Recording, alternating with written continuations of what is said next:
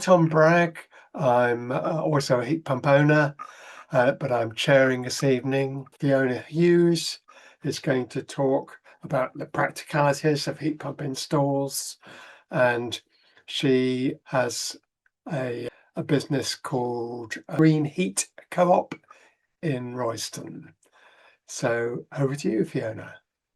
I wanted to start with just a little bit about Green Heat Co-op, then we'll get into the practicalities. So we are a nonprofit community-led business based in Royston, and we work across both North Hertfordshire and South Cambridgeshire. Similar to Open Eco Homes and Cambridge Carbon Footprint, we started out thinking about how can we inspire people to take action in their own homes, and how can we make that process easier. Green Heat Co-op is owned by its members who pay a nominal fee of £10 a year, and that supports our outreach activities. We go to fairs and village fetes and green festivals in the summer months, and then over the winter, we're running talks and webinars like this evening. We have a heat pump home survey, which includes advice and connection to vetted installers, and that's a paid-for service. And starting next year, we'll also be able to offer energy performance certificates and retrofit assessments, which is very exciting. But enough about us. We can get into the heat pumps. Now, a lot of people here may be already very knowledgeable about heat pumps and the reasons why you might consider getting one. But just in case anyone is a little bit earlier in thinking about a heat pump and whether that's right for you, here are some of the main benefits of having a heat pump, at least as I see them. So heat pumps use electricity to heat your home and therefore allow you to completely remove your gas or oil boiler. And that comes with a lot of carbon savings.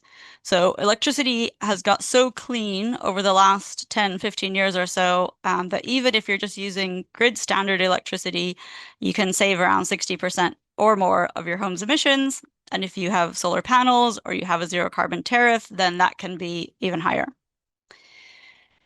You can also make savings on your running costs, especially if you get onto an appropriate tariff, and if you're able to get completely off gas and save the gas standing charge, then that helps as well. Probably a bit of an underrated benefit of heat pumps is the really steady and comfortable heating that they give, rather than the sort of on-off, hotter, colder way that we tend to run boilers. And with the right setup, you can also get a bit of cooling from your heat pump, and Peter may speak a little bit more about that later on. Lastly, the boiler upgrade scheme is currently offering £7,500 off the upfront cost of a heat pump, and the aim of this is to bring the installation cost in line with that of a new gas boiler. Probably more of a higher end, a really high quality gas boiler installation, but nevertheless, that really helps with the costs, and that is meant to continue through to 2028, unless they run out of money before then. So as we'll see, yes, there is disruption that comes with the installation process of a heat pump, and there's obviously cost, but there are quite a few benefits. So just wanted to highlight those. How is a heat pump different from a boiler?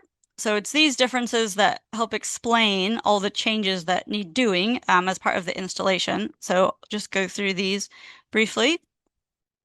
The first thing is that heat pumps move heat rather than burning fuel. So that allows them to get more than 100% efficiency.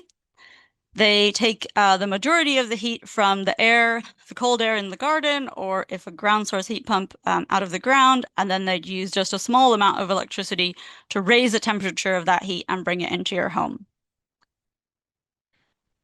Heat pumps like to run slow and steady. We'll come back to this point over and over, and they use a setback temperature of maybe 2 or 3 degrees colder when at night or when you're out of the house, rather than turning completely off and letting your house cool down quite a bit.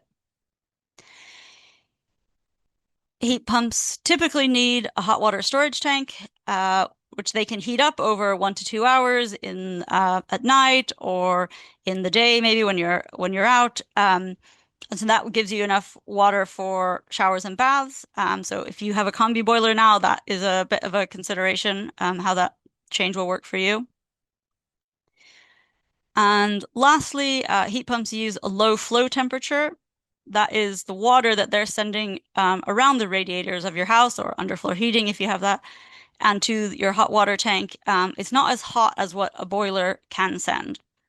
I should say modern heat pumps can get up to 75 degrees or so if they're asked to do that, but they're still most efficient when operating at more like 50 degrees C or less at what we call the design temperature, which for us in the Cambridge area is around -2 degrees.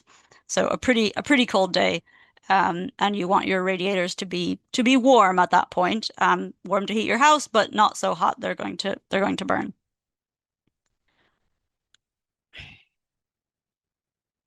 So all of these differences lead to the very different way that heat pumps are typically sized compared with gas and oil boilers. This table is adapted from a HeatGeek resource on typical heat pump sizing. These are just some rules of thumb, but they can help you check a heat loss estimate for your house, see if you seem to be in the right ballpark. So a bit of oversizing is okay if you have, say, 6 kilowatts heat loss and you end up with an 8 kilowatt heat pump because that's the nearest size, and then that's no problem. But we do see systems sometimes that are oversized by 100% or potentially more, and that can lead to inefficient operation. But also, it just means if you're paying more for a heat pump, you're paying for more heat pump, and you're probably also paying for more radiators, more pipes, just more of everything, more complexity in the installation, which leads, of course, to more cost. So in this table, you can see that, for example, homes from the 1960s onwards, if they're 100 meters squared, so a pretty average size house, generally are in the 4 to around 6 kilowatts is how much heat they need on the coldest days. If you have a Victorian home or even older, that can be more. But even with pretty minimal insulation, an average size house is might be in the range of 10 kilowatts, and that's easily handled by a single heat pump.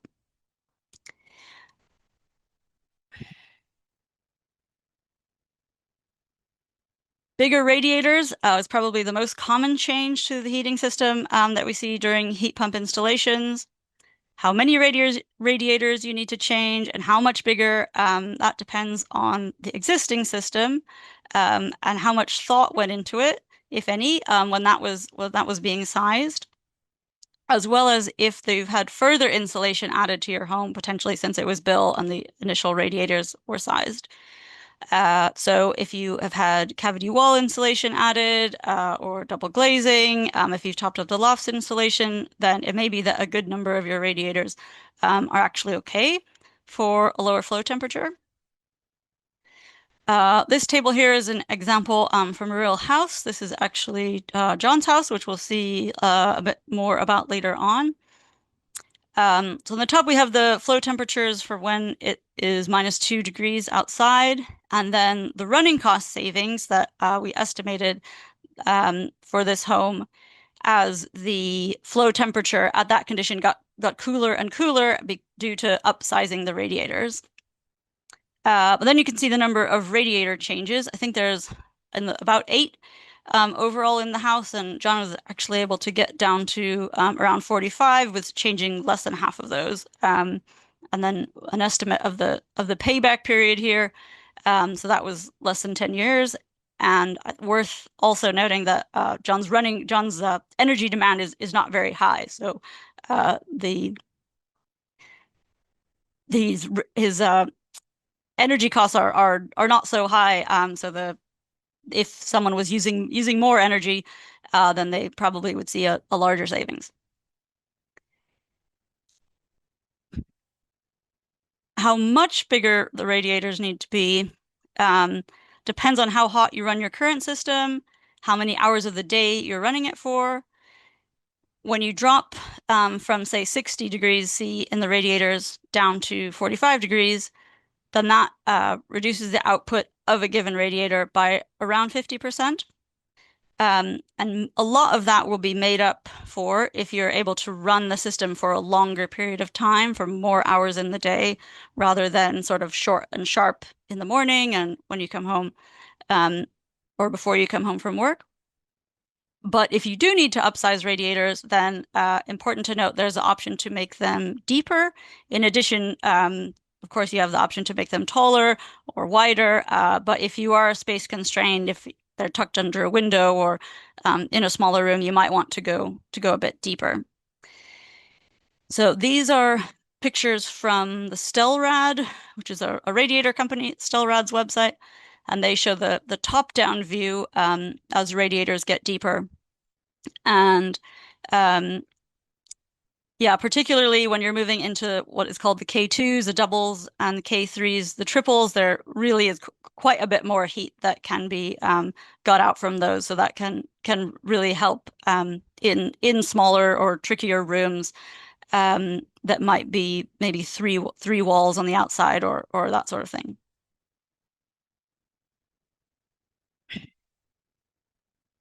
Will I need bigger pipes? So this is a little bit subtle, the reason for why pipework changes are sometimes needed. Heat pumps like to push more water around and run with a higher flow rate compared with boilers. So a boiler doesn't mind if the water temperature drops by 10 or even 20 degrees as it goes around your home and comes back to the boiler.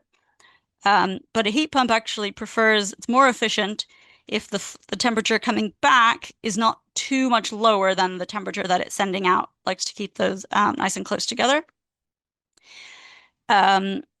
So ultimately, that means that there's more water going around the pipes, and they may need to therefore be bigger so that it doesn't take quite so much effort, so much pumping power or compressor power to push that water around. If your pipes do need upsizing, it's most likely to be the primary pipes. Those are the pipes that come straight out of the boiler or straight out of the heat pump. They're carrying the flow, for the entire house. Again, with the pipe sizing, it does make things easier if you're getting if the heat pump and the pipes are right sized to the home, then you won't be at risk of upsizing things unnecessarily. I'll let Peter say more about microbore pipework if he is interested to. But you can see from these sort of rules of thumb here, even a 10 millimeter pipe can carry more than 1 kilowatt of heat, and that's often plenty for a room in a reasonably sized in a reasonably modern home. So it's not necessarily problematic. It definitely depends on the length of pipework, and it's a case by case situation, but it's not a deal breaker.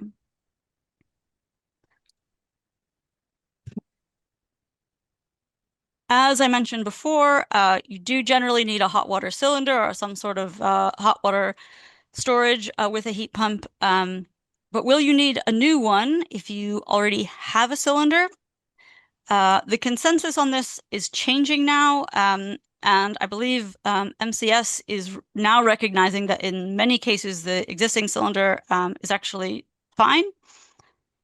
If the cylinder is replaced, and they often are as part of heat pump installations, generally the reason is to put in a cylinder that has a larger coil on the inside, and this is basically the same principle as upsizing your radiators. So it improves the efficiency of heating the hot water, and it can also help with the reheat time. That is how quickly the heat pump can heat up your tank of water. So if you should run out of hot water in the day, it's not too long till it can be heated up again. When you're getting a heat pump, that can also be an opportunity to modernize your cylinder. If you do have an older open vented system with a cold water tank up in the loft, if you want to to simplify and modernize and maybe get a bit more insulation on the hot water cylinder, that can be a good time to do that. These pictures here are from the Pump Chic website, which was created by Mike Fell, who works at UCL. And that has a lot of information about the practicalities of heat pumps, how big are they, how loud are they, and loads of pictures. So I would recommend checking that out if you're not familiar with it. The outdoor unit, I haven't really touched on that yet. Key things to be aware of there. Ideally, it's in a location close to the house where you can easily get to the heating pipes, not too far from the hot water cylinder. You can bring electricity out to it, hopefully without too much difficulty. It will need a base, something to stand on, and a soak away or either into the ground or to connect to your outside drains to get rid of water that condenses onto the unit in colder temperatures. You can now install the systems right up to your property boundary without needing to get planning permission. So that was a change as of this year. There are still considerations around how close it is to your neighbor's windows and how loud it is. So there may be cases where you want to put up some sort of fence or trellis, either for noise or just for aesthetic purposes. And if you do that, then it is worth thinking about the airflow around the heat pump to make sure it still can get a good volume of air, because ultimately that's where your heat is coming from. So that's a bit of a whistle-stop tour through the sort of the logic and the reasoning behind the changes that are needed as part of a heat pump installation. Yeah, thanks very much for listening, and thanks to Open Eco Homes for hosting us. And I'll also say thanks to Peter and John, who are giving their perspectives on this next. If you are thinking about a heat pump and you would like to get some independent advice, then yeah, do get in touch. So thanks, Fiona. That was really clear.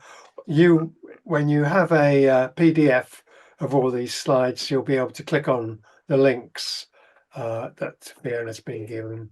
So that will be helpful. So next, Peter Miller, who is founder of a company called Conga in Ipswich, is going to tell us about the other considerations in thinking about your heat pump install. So over to you, Peter.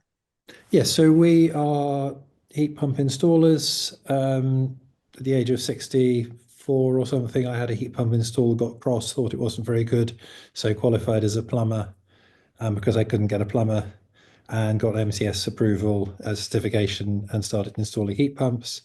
So my background is a computer scientist and product designer. My colleague was trained as a physiotherapist and had worked at UK Power Networks, and our latest recruit was doing market research, and we're all now qualified plumbers as well as heat pump designers, and that's quite fun. So the main one is that I try and follow the science, and mainly physics, mainly GCSE physics is mainly what you need to know rather than reading what someone wrote somewhere. So there's sort of 5 topics. Sizing.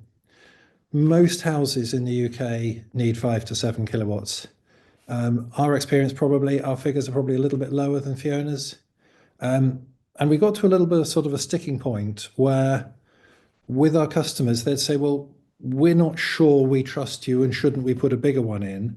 And we then just put a phrase in and said, if we're wrong, we will replace the unit you have by the next size up, or the unit that's required, and all you will do is pay the difference of trade price between what we put in and what you apparently needed, what it turned out you needed.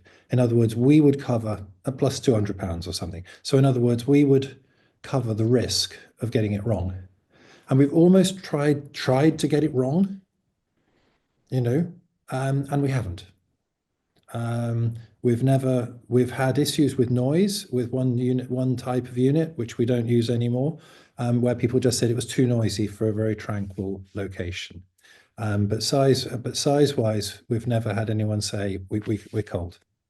So the best way of getting a first take as to how big your heat pump is take the number of kilowatt hours per year your house uses for heating, hot water, and the wasted heat from the boiler. Divide that number by 3,000, and magically you get a figure which is pretty close to the kilowatts that you'll need on the coldest likely day. So 15,000 kilowatt hours of electricity, of gas used in the year, divide by 3,000, looks like a 5 kilowatt unit. For oil, you divide by 300. So 2,000 litres of oil is coming out of just under a 7 kilowatt heat pump. When you get into it properly, you should, as installer, should always do a room by room heat loss calculation. But most installers put loads of extra in and you end up with crazy large heat pumps. If you end up with crazy large heat pumps, then suddenly all the high piping needs to be replaced, then all the radiators need to be replaced. The last job we didn't replace a single radiator. The one thing about an old house that made two things about an old house to really look for, which really do increase energy costs. One is solid walls, 9-inch solid brick walls. Really good idea to get a little bit of insulation, not too much, a little bit of insulation, halve the heat loss through the walls. It will make a huge difference. It'll make it more comfortable.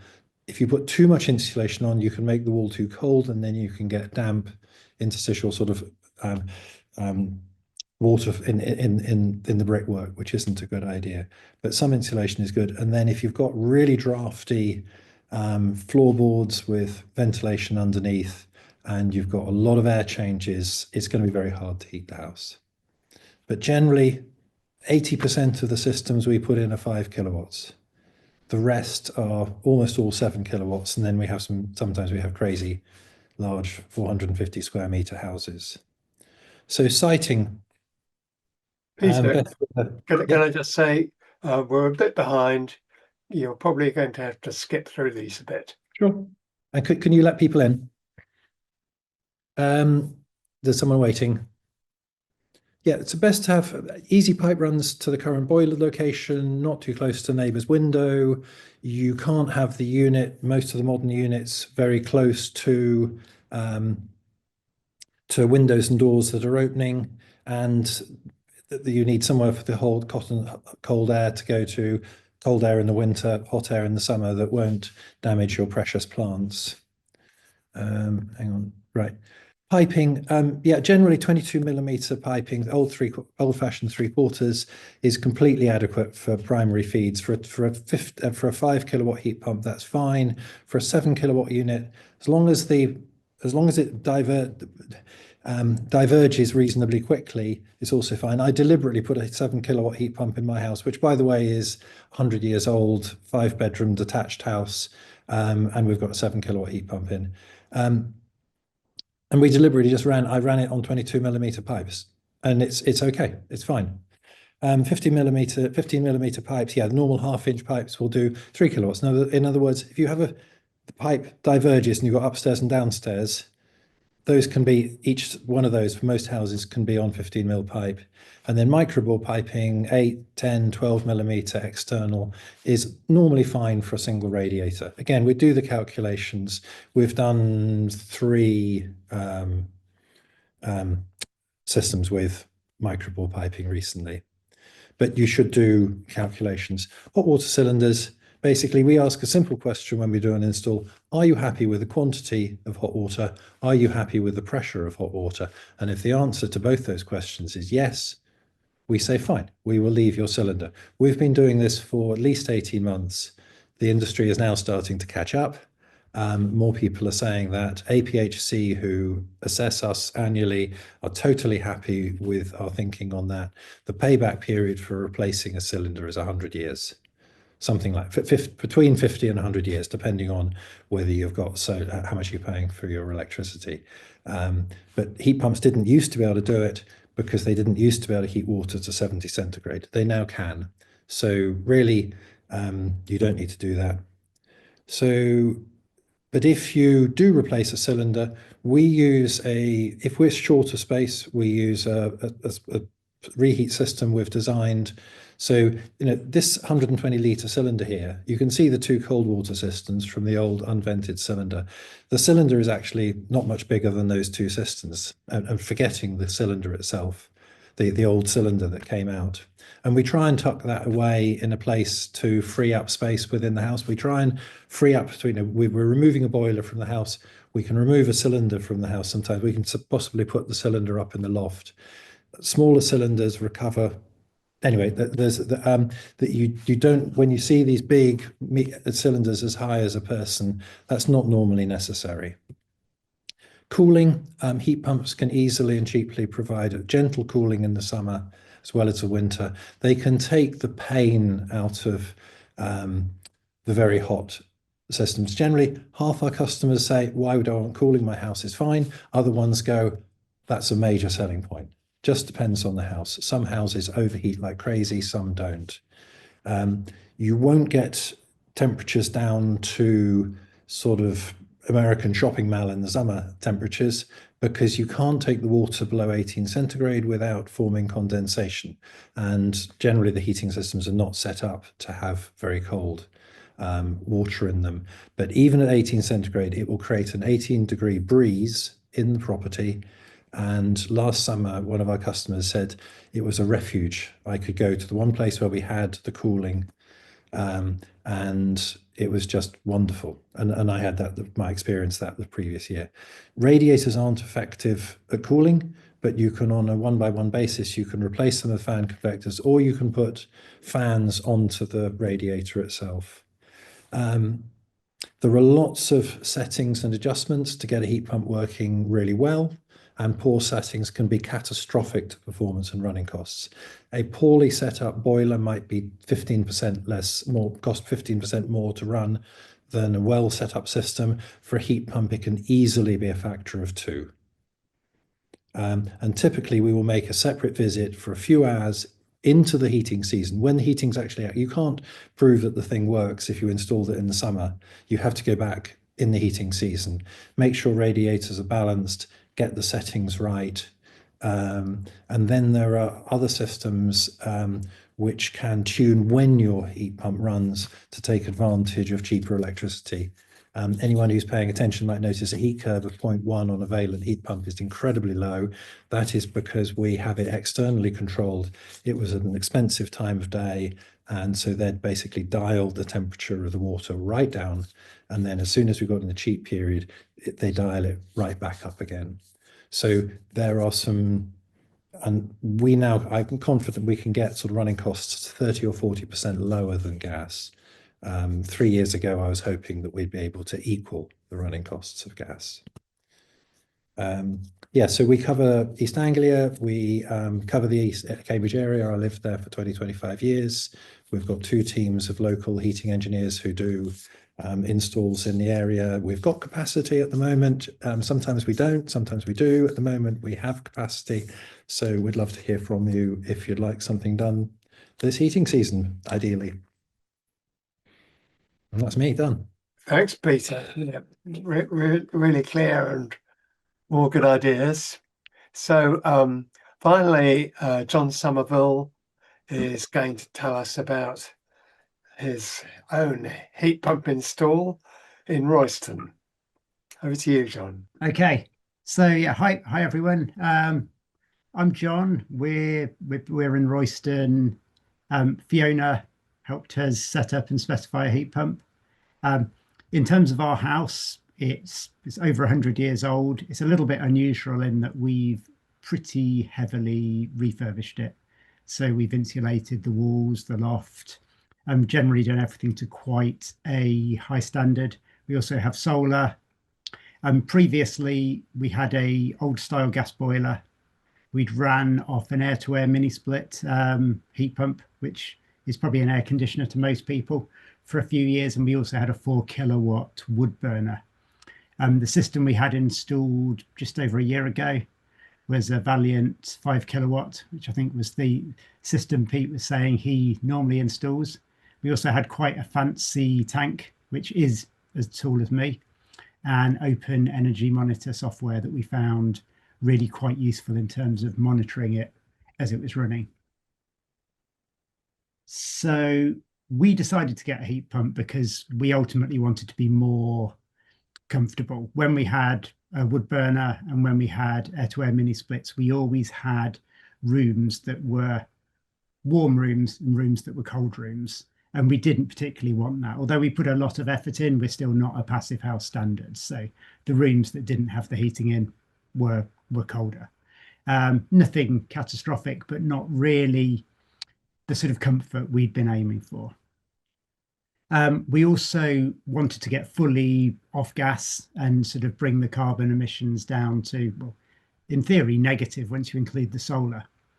And at the same time, or just before, we got an electric car. And previously, we'd thrown all our excess solar into the hot water tank.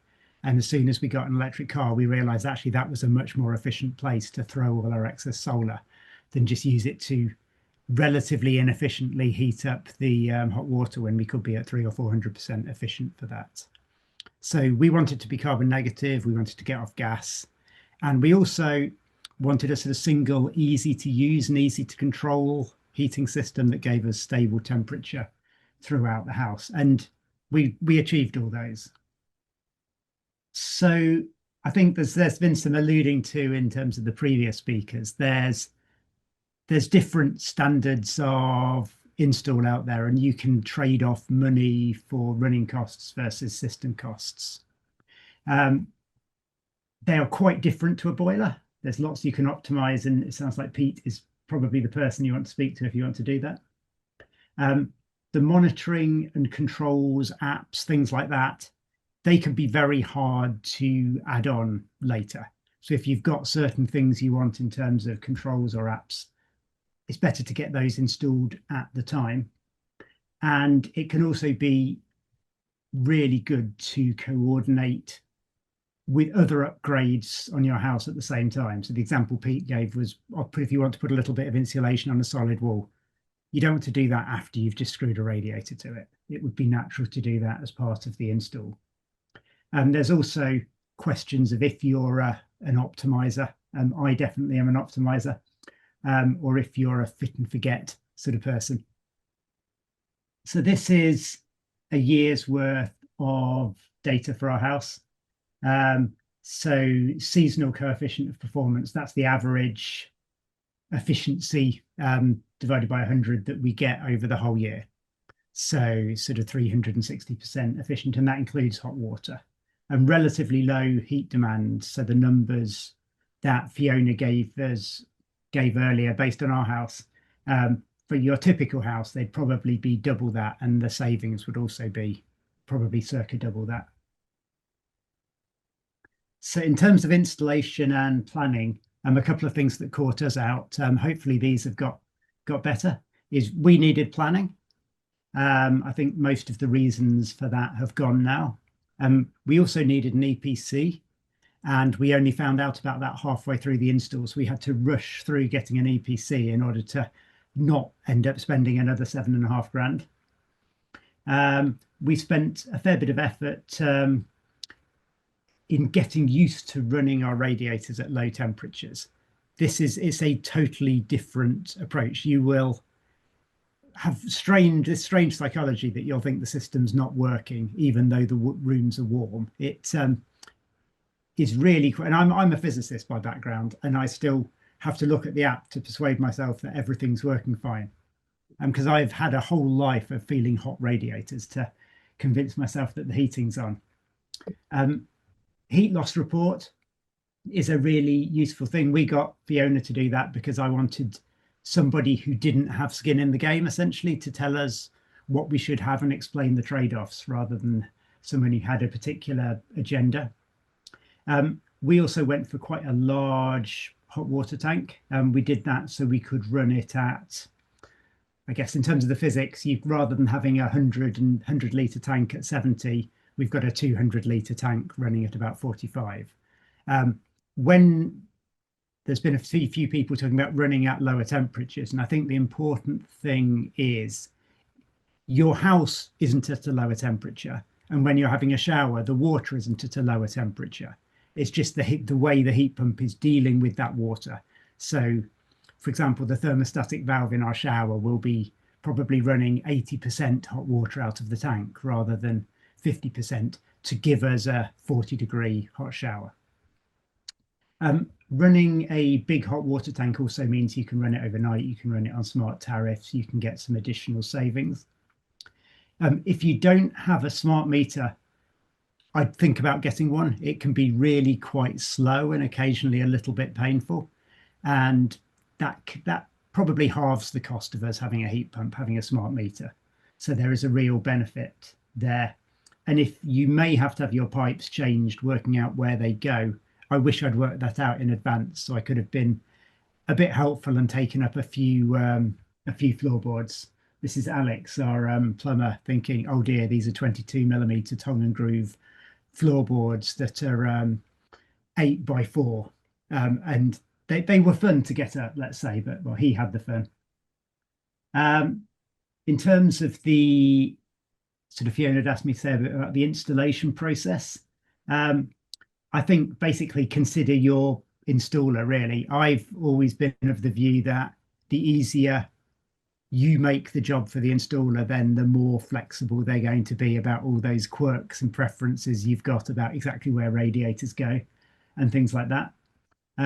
We also worked from home for the start of that week, just so if any important decisions needed to be made, we could give an answer within 5 or 10 minutes, rather than either find those decisions had been made or hold things up. Our original boiler pipe work needed modifying, so there was a fair bit of disruption in that. It was also hard to get the electronics out from a consumer unit in the middle of the house to the heat pump, because you need extra control wires basically over a boiler. So they needed to rerun some of that wiring. And for us, the house was in a state of upheaval for 5 days, so Monday to Friday. That's some of the internal work going on. So some of the pipes being made bigger and some strange eccentricities being corrected. This is the external work that you probably recognize from Fiona's talk. So the bit on the left is hard standing with a pipe filled with gravel that was going to be a soakaway that has now been cut off. And the ones on the right are the flow and return coming through the wall for the unit itself. So one of the things I'm really chuffed by, given how much a square foot of space costs in a modern house, is that when you take the boiler out, you make space, and you make space for us in a more useful place than an airing cupboard. So we've doubled our sort of head height kitchen cupboard space, which, yeah, all members of the household are quite pleased about. In terms of the tank, we did go for a bigger tank. We had quite a big airing cupboard, so there was no real penalty there, other than the fact the tank cost money. And we made 4 radiators bigger. I've only put pictures of 2 in, a sort of a lounge one, which we made just longer, and we didn't make that deeper, and a kitchen one. Both of those we also never were that keen on the look of panel radiators, so while we were at it, it was remarkably inexpensive to make them look modern at the same time. So after a first year, our sort of outcome thoughts have been, we've just had an incredibly stable temperature house. It's been 20 to 22 degrees the whole winter, apart from a couple of times we've been baking, and then it's gone more than 22. It is massively quieter than the boiler. We run it all night. We run it all day. You wouldn't know it was on. A cop of 3.6 for us is a nominal annual cost of about £470 if you look on Heat Pump Monitor. But in reality, with the solar PV and a battery, it's probably half that, because it's mostly heating off night rate and solar. No gas standing charge. Octopus will remove your meter for free if you're with them, and that saves you another 50-something pounds a year. We like the radiators. A mains pressure hot water is a significant benefit if you currently have a vented tank and you live in an area with decent water pressure. So we feel like we've got a power shower now, but without a noisy pump or anything like that. We just have a hot, powerful shower. And yeah, extra kitchen cupboard space is always welcome. In terms of like, I like graphs and I like data. So this is what the house looks like when we're running it at the moment. The little sort of sawtooth graph at the bottom is the heat pump coming on for about 1 hour in, well, so 45 minutes every couple of hours. And it's running at sort of 25 to 30 degrees. So when I was saying you will barely know it's on, the house is at a stable temperature of 20 to 22 the whole time. The heat pump is tickling the radiators every couple of hours. And when it's really cold, so when it's sort of negative or 0 temperature, it's running pretty much all the time, but it's running at maybe 35 degrees. The big spike you can see in the middle, you probably can't see. Oh, you can see my cursor. This big spike is it doing the hot water. So it stops mid-afternoon when there's lots of solar and does the hot water. If you're thinking about getting a heat pump install, an installer really matters. There's a whole range out there. If you're here, you're probably already starting to appreciate that. We found a temperature sensor really useful. So we can actually just look at it and go, oh, it's 21 degrees. Everything's fine. Nice radiators. We've probably spent an extra £100 on putting in nice radiators rather than basic radiators. And that has a lovely, it's not a literal payback, is it? But a lovely sort of payback on how nice you feel your house is. And the oversized hot water tank means I can have a teenage daughter and I can wash my hair and my wife can wash her hair and we don't have to worry about that. Getting off gas is great. The open energy monitor kit I found a really useful training aid. And when we did have one issue, I was able to ring up the installer. They checked the software and diagnosed it and fixed it within about half an hour. I found there's various specialist forums out there. So sort of Facebook forums for sort of energy geeks and things like that. If you like that geekery, they can be really quite useful. You sort of do need to be able to filter the information though, because there's a lot of crazy people out there too. Visiting a property, ideally one that's more like yours, can be really interesting to see what's worked for them. And there's a whole load of making good that probably needs doing. So for us, that was things like an extra kitchen cupboard and so on. But in my experience, you end up making good, painting pipes, filling in holes and things like that. I think that's about it. So here's our house with the heat pump in, and yeah, we've been very happy. I think that's it. That's me, and over to Tom for questions. John. If we could start off with Violetta, she asked a question about generally if all heat pumps could do cooling. I was wondering if one of the speakers would like to answer that question. Shall I come in on that? Go for it. It's a bit of a pet subject.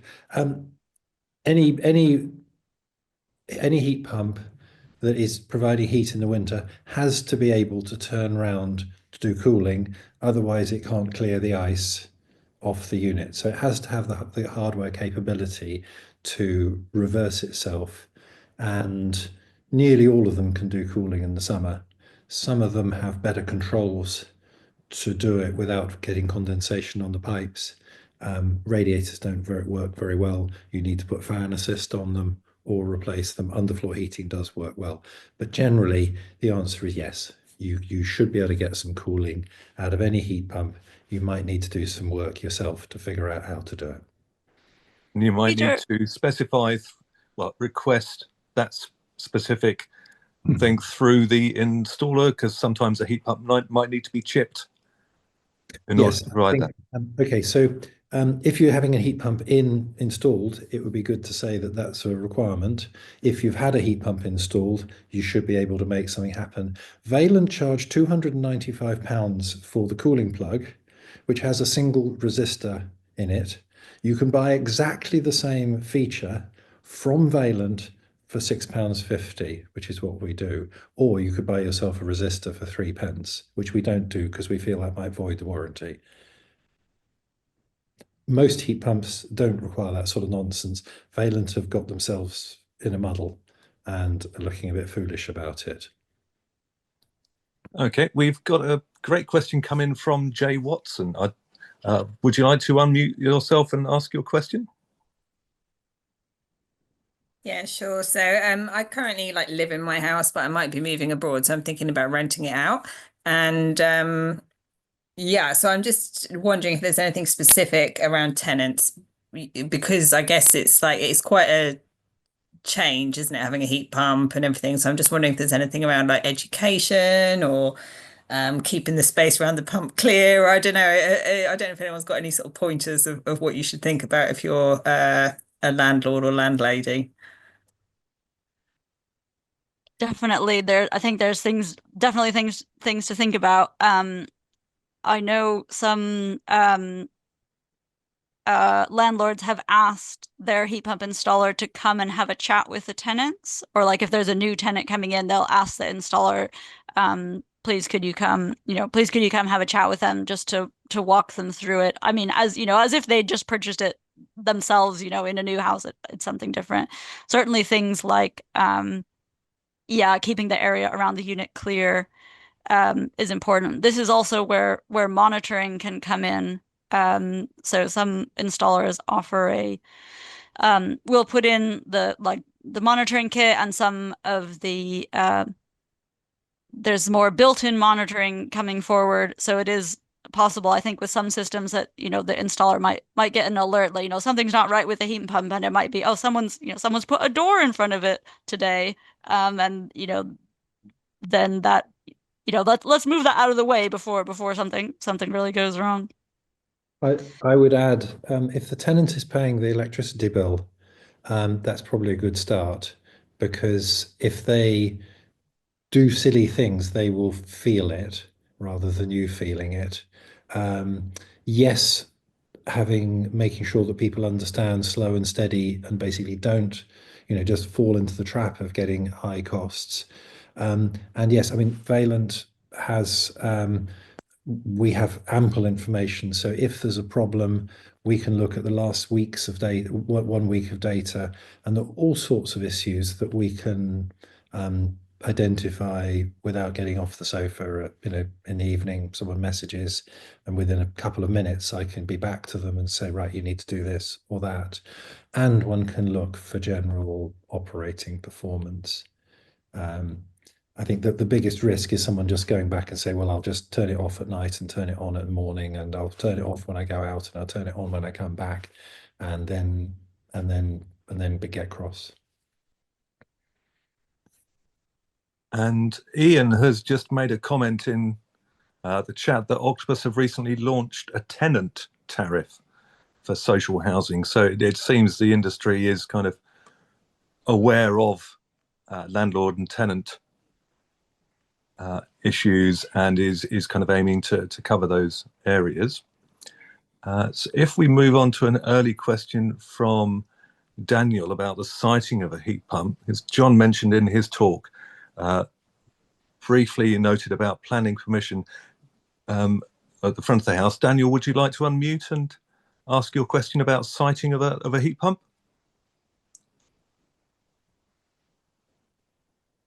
Yes, hello, sorry.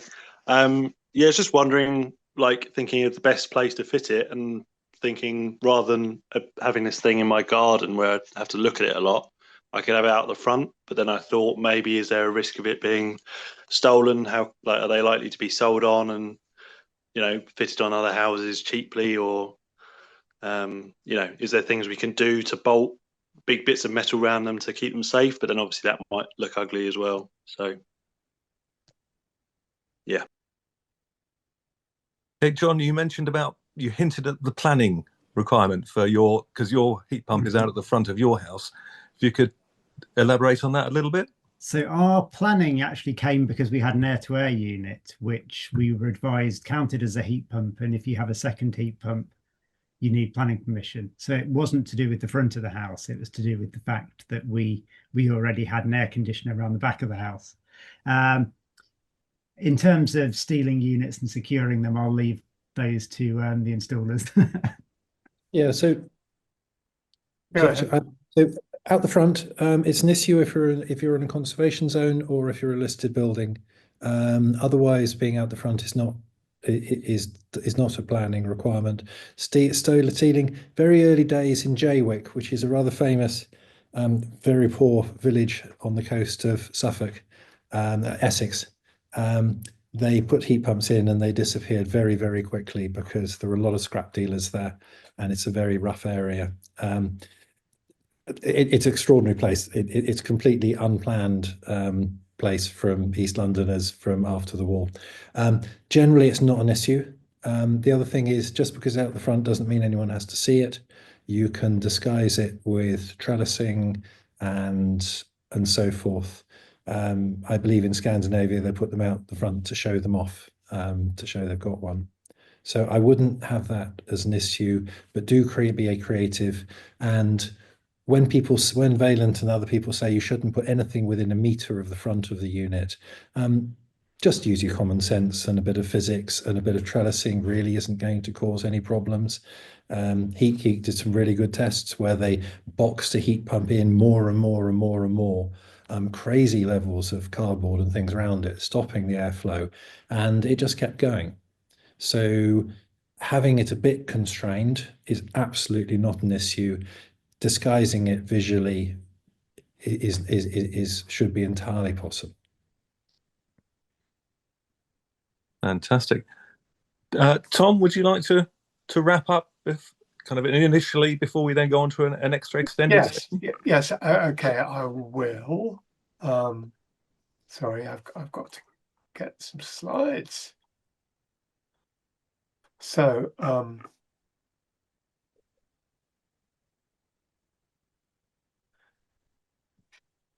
I've just got a couple of slides to finish up with.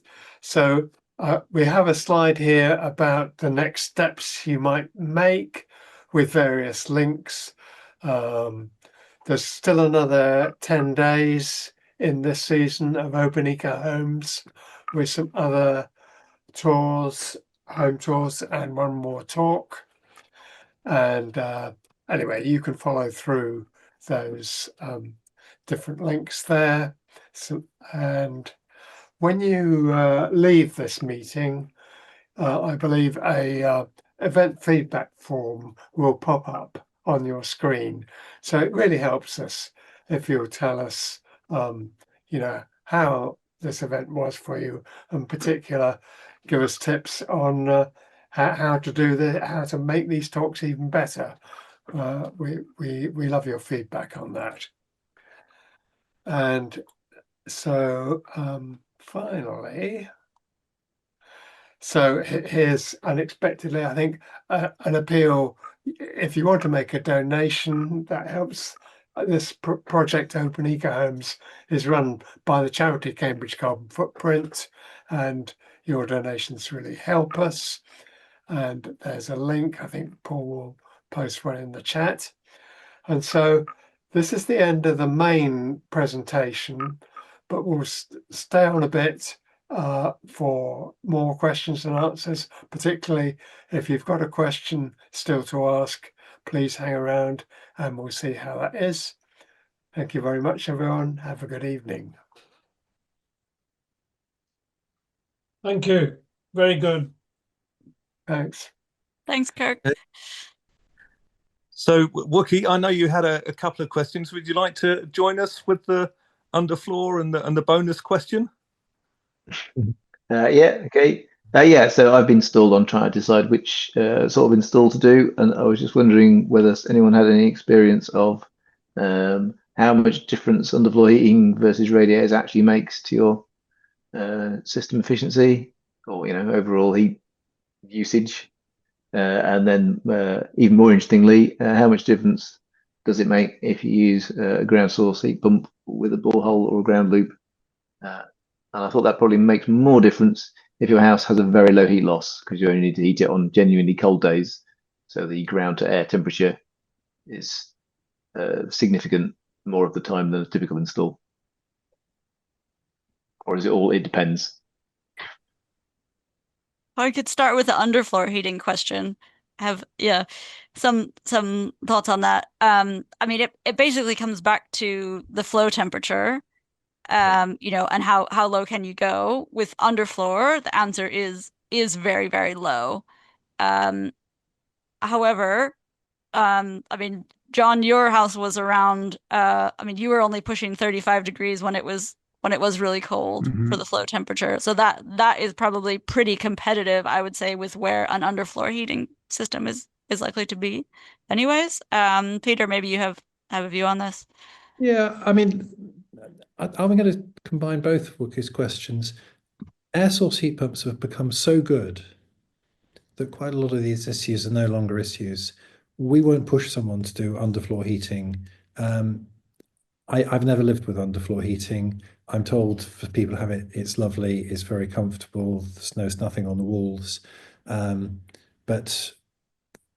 you might have some energy savings. The problems we sometimes have with some underfloor heating systems is the pipe spacing is a bit wide, like 300 mil, and particularly the lower part of the building tends to be a bit cool, and the upper part of the building tends to be a bit hot. So we would try and load the heating into the ground floor or the basement floor.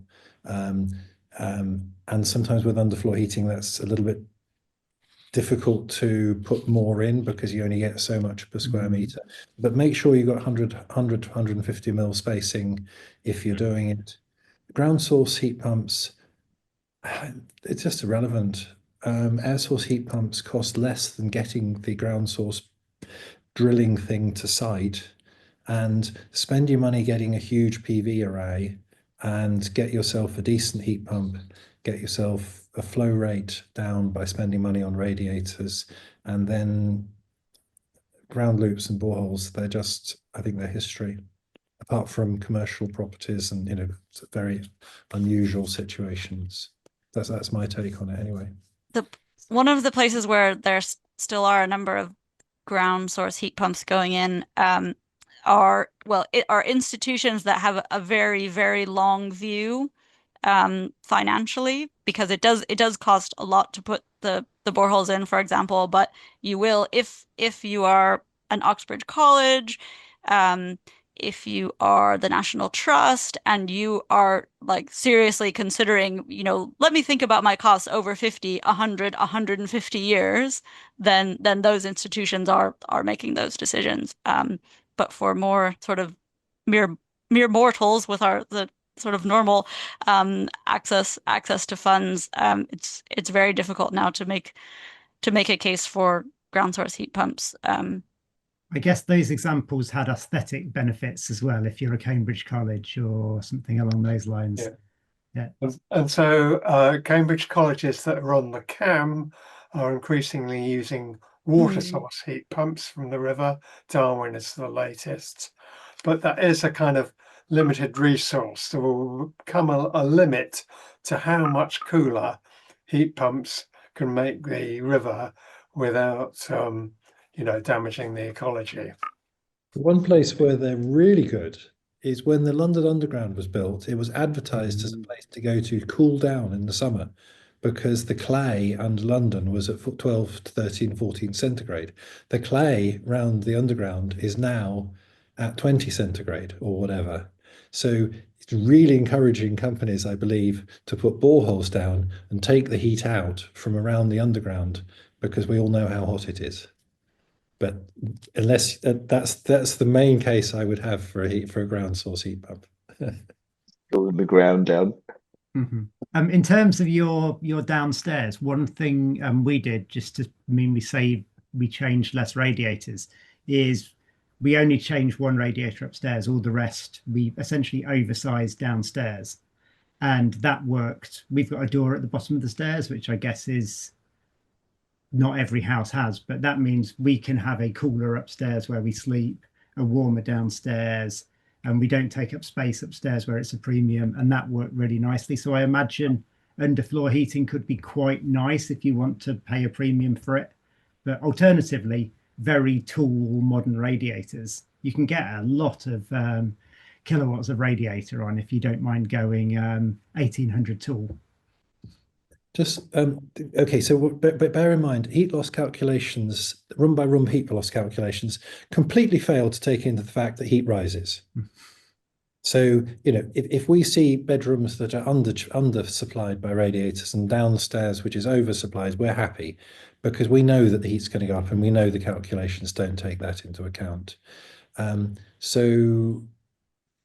Sorry, there was another point, but yes, the other one, where underfloor heating, if you're doing underfloor heating in concrete, okay, possibly you don't want to do concrete, but basically that gives you a massive thermal mass, which means that you can basically dump heat in that when electricity is cheap once a day, and then it can drift out. So a concrete floor on the ground floor where you can dump heat in during the cheapest periods, and then it will just keep the house constant temperature upstairs and downstairs all day long. That's when I would say underfloor heating really wins. And you can do underfloor cooling. Last summer we had a customer and their pet cat and dog, within about half an hour of turning it on, figured out that they should lie down with as much of their body surface in contact with the tiles as possible, to get cool down on when it was hot this summer. And Peter, radiators with fans? Yeah, you can get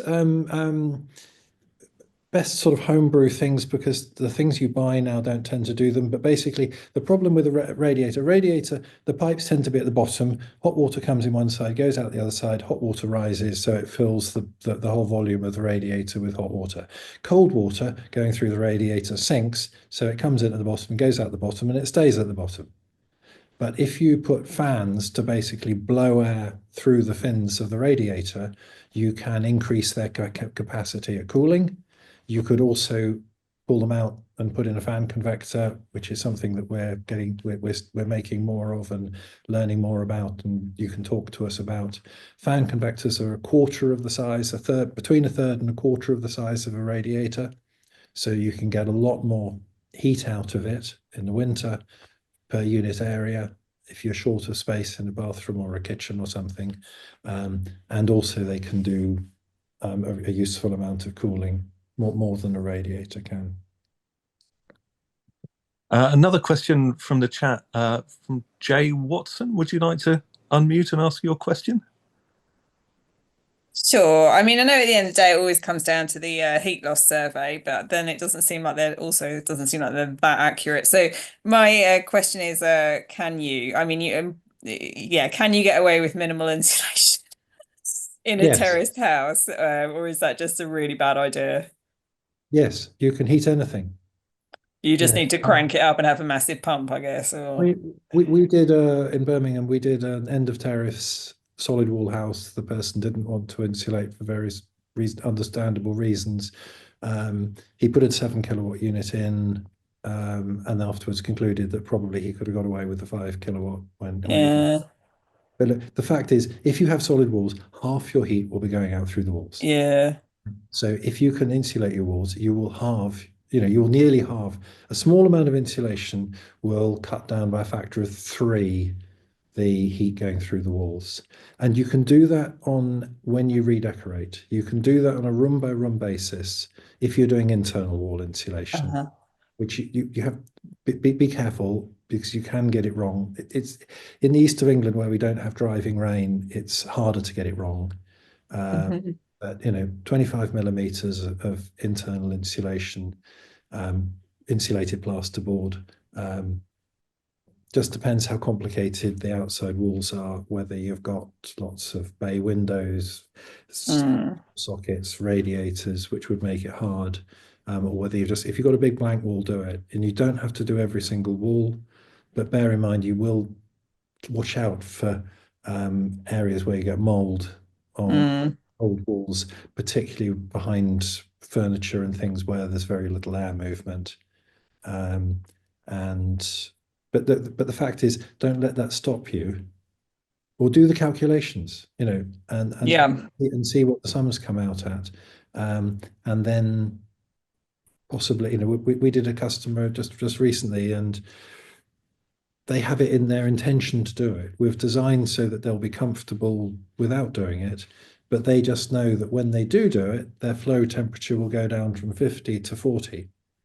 And not only will they be using less energy, but their system will be more efficient.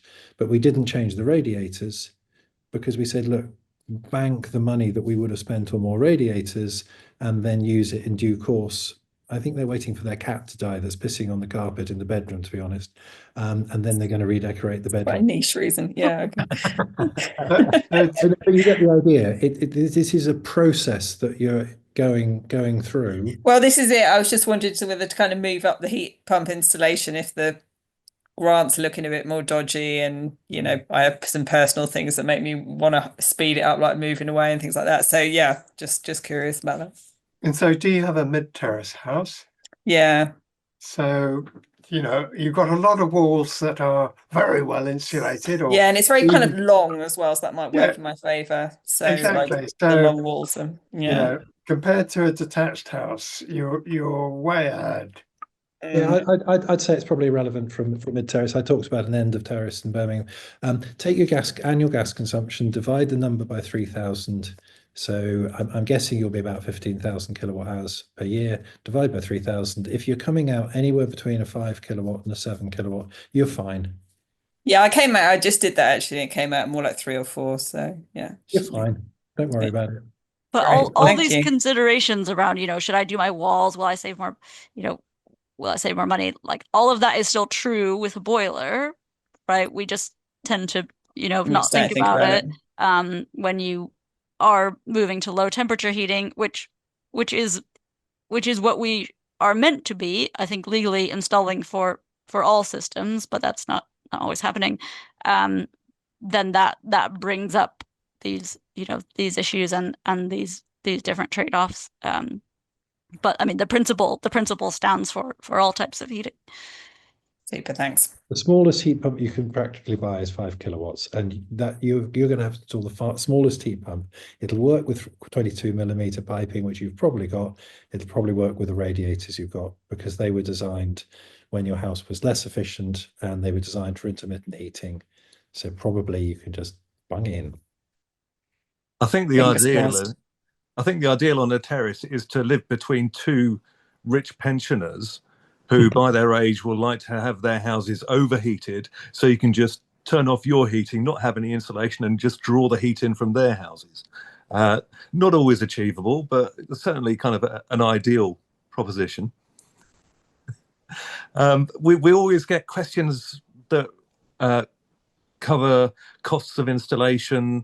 There have been questions specific to this chat about whether the boiler upgrade scheme is going to survive the coming budget in the next couple of weeks. Who knows? But there have been some questions about heat pump tariffs and the best way to kind of heat your house. And there's these new heat pump tariffs which are coming out, which will give you cheaper sessions during the day. And do our speakers feel that the best way is to kind of overheat the house a little during the cheap sessions to allow your house to then cool through the expensive sessions? Or is it a better alternative to maybe try and add a battery so that you can keep the heat pump running at a minimal temperature, but through those more expensive periods relying on the battery? I wonder if the speakers had any kind of opinions on running costs and how to achieve the best economy. I can speak to that a little bit. So we went sort of gold standard. We've got a big tank, extra radiators, a battery, and lots of solar. And I guess you sort of pay your money and you make your choice. So a battery, is probably another £5,000. It's probably as much as the heat pump install costs. So I guess the battery works for us because in the summer we store up solar all day and then export it all evening on flux tariff, and that's like £400-500 a year income from the battery. And then in the winter we can use it to get through that evening peak. But just for the evening peak, I'm not sure if it would be worth it. You wouldn't really be doing anything with it in the summer. So there's a company, Havenwise, and there's a company, Homely Energy, both of whom have business models to basically control your heat pump to move as much heating as they can into the cheapest periods, and without your feeling too lack of comfort. If it's particularly cold, they won't be able to shift as much of your demand into the cheapest periods because you will need to be running your heating in the expensive periods. But in mild weather like we've had, and I have my system controlled by that, 4 a.m, bang, the heating comes on really hard until 7 a.m, then it drops back, then it comes on between 1 p.m. and 4 p.m, which is another of my cheap periods, and then 10 p.m. to midnight. And then it's on at a very low level in between. And I think on a season, I can probably move 80% of my heating into those cheapest 8 hours for the heating season. When it's particularly cold, I can't move as much. So the heating bill goes up for those days. But overall, that's not with any additional equipment or cost. They're quite modest costs to run these systems. I mean, batteries, very helpful to move. To use cheap electricity, expensive times, but they're quite expensive, but they're coming down in price very fast, and they're becoming commodity items. So I think within a year or two, batteries will have a much bigger, stronger commercial case for a home than they do now. And yeah, so there's some very interesting things happening. And I'd also like to point out the system that I've been using for the past 5 years, which is using your electric vehicle as a battery for the house. That's now starting in the next couple of years. We'll see that to become more available commercially, and that gives you the option during the peak times to cover your house's electricity requirements from your car battery. And even the option to export to the grid. But basically, there's lots of different tariffs. There are different ways that you can heat your house. And it does, again, come down to your kind of individual requirements. I would say that whether you're going to be at home all during the day or whether you're going to be out. And also whether here's another question in terms of would you recommend turning the heating down in rooms that aren't particularly used, or keep the heat on in those rooms? What's the position on that? Heat the whole house unless you've got a very long east wing that is completely detached from the rest of the house. If you imagine you had a bungalow with 4 rooms and you turn the heating off in one of the rooms, you've cut the amount of heat emitters by 25%, but you haven't cut your heating demand by 25%, because heat's going to be leaking from the rest of the house into that room through drafts, through the uninsulated walls. So you will now have to run the rest of the heating system hotter in order to get the heat that you still need to heat that extra space, and that comes as an efficiency hit, and that efficiency hit can outweigh an advantage you had of turning the heating off in that room. So generally, if you can get all of your radiators working for you 24 hours a day, all of the time, all through the heating season, you can lower your flow temperature, which improves the coefficient of performance, rather than turning them off, either when you're not in the room or just because it's a spare room and you don't use it. And it's so nice to be able to walk around the house and it's all at a comfortable temperature. A similar anecdote, we went on holiday for a week recently, and I've still got that boiler mentality, and it was a week, so I did switch it off for a week, turned it on 24 hours before we came back. And actually it took like 3 days for the house to be nicely warm, and we used double the power per day for those 3 days. So we didn't save a lot.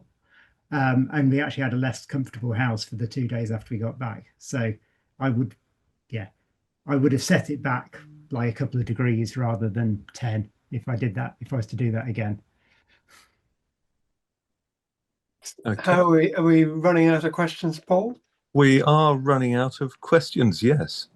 I was also going to point out that we also, Open Eco Homes, have over the past few years done a series of videos on living with heat pumps, how to maximize your heat pump.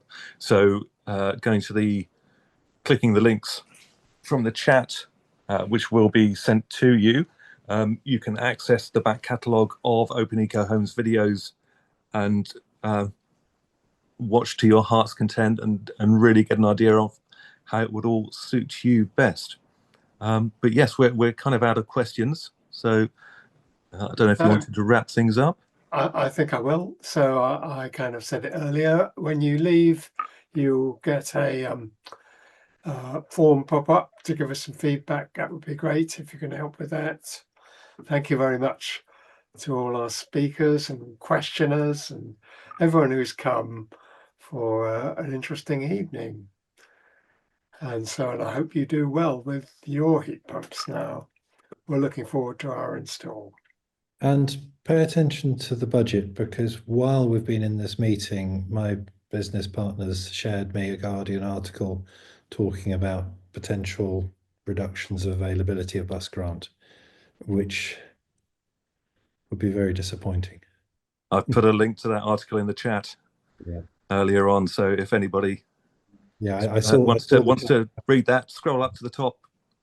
It's pretty much the first question. There's a link in there to that Guardian article. Not to leave on a disappointing note, but we should also look at what they're going to do to electricity prices relative to gas. So, as always, it needs to be looked in the round. Absolutely. I mean, look, if something changes, we need and to. Also, Fiona, and also we should be mindful of who's using the bus grant currently and where fuel poverty is. So not to leave it on a disappointing note. No. It's just the next step. Thanks, Ian. Good night, everybody. Thanks for a good session. Thank you all. Good night. Thank you. Thanks, Tara. Bye.